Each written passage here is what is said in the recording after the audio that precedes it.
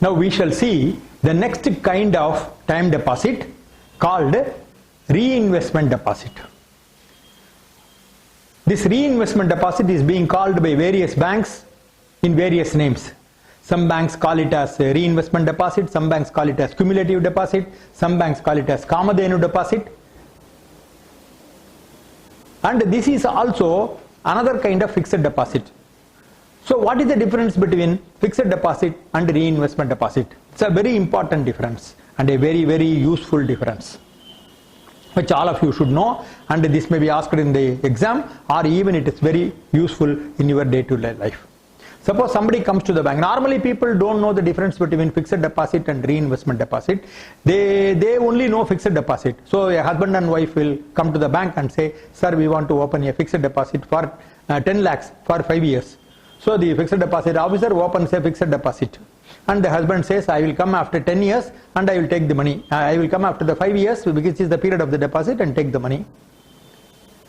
Now, there is a very important difference between fixed deposit and reinvestment plan. What is the deposit? I told you, as per RBI, interest is payable only once in a quarter. So for this 10 lakhs that the husband and wife pair has deposited, interest is payable every quarter, once in 3 months. If it is not collected once in 3 months, it will remain in the fixed deposit account itself. There will be no interest on interest. On this 10 lakhs, the husband and wife pair, they are entitled to receive the interest once in 3 months.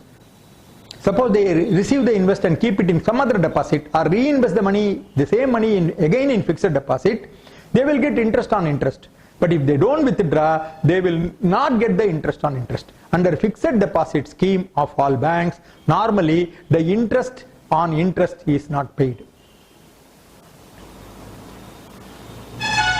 On the other hand, if they had opened the same deposit under a reinvestment plan deposit scheme, interest on interest will be automatically credited in the account. And it is a very big advantage for the customer. I have calculated what is the advantage, what is the quantum of advantage. Let us take a simple example. Somebody deposits a fixed deposit of rupees 10,000 rupees. Interest rate I have assumed to be 10% for easy calculation, and the amount is 5 years. Suppose they have deposited the money in fixed deposit. At the end of 5 years, they will be paid 15,000 rupees only. Because even though the interest has accrued every month, every quarter, it has not earned interest on interest. On the other hand, if they had deposited the money in the reinvestment plan, same amount of 10,000 for same percentage of interest, namely 10%, for the same period 5 years, they will be able to get 16,387. This I have calculated based on the IBA calculator. Indian Bank Association has given a calculator. Based on that, I have calculated this amount.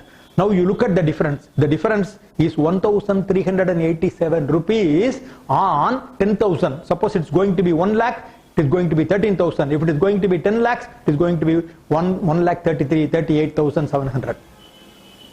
This difference is very substantial. And many people, common people who come to deposit money in the bank, they may not know.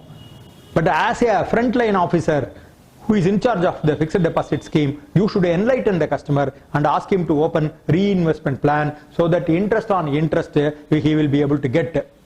And this will be very beneficial to him at the end when he is going to withdraw the money.